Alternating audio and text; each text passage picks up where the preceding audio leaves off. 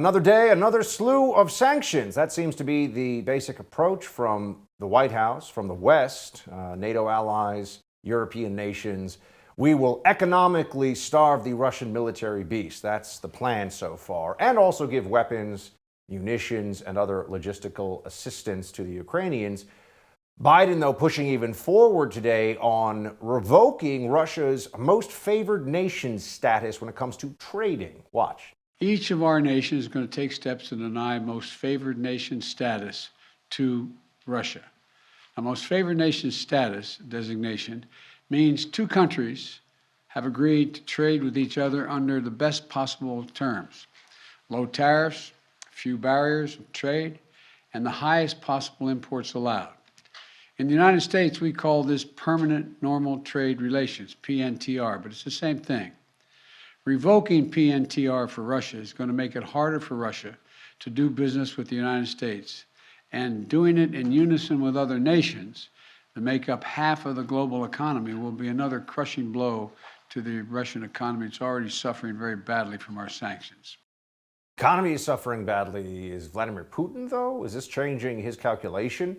Are we actually pushing the Russians to back Putin more because they feel the whole world is against them in this and is making them suffer for what their government, which is not a representative government, not free and fair elections being held in Russia, folks, for what their government is doing in Ukraine, what the military apparatus is doing there? These are all things that we need to be looking at. Up to this point, the financial actions of the West, of the U.S., have had seemingly no impact at all on Russian decision-making in Ukraine. If anything, it has just been along with the escalation of military force. It has not changed Putin's calculation for what he wants in that country.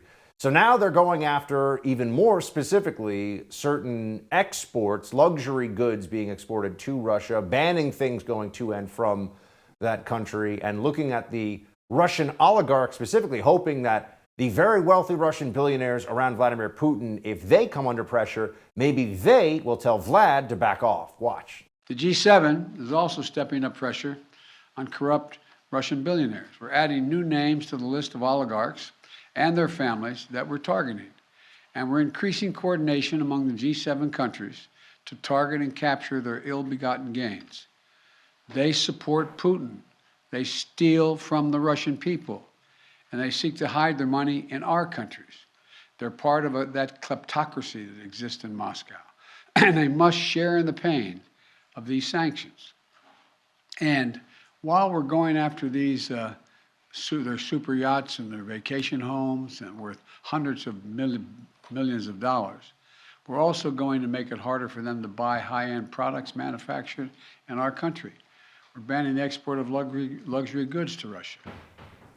Banning the export of luxury goods to Russia. If anyone thinks that that's going to turn Vladimir Putin around, I think they have not been paying attention to what we have seen here.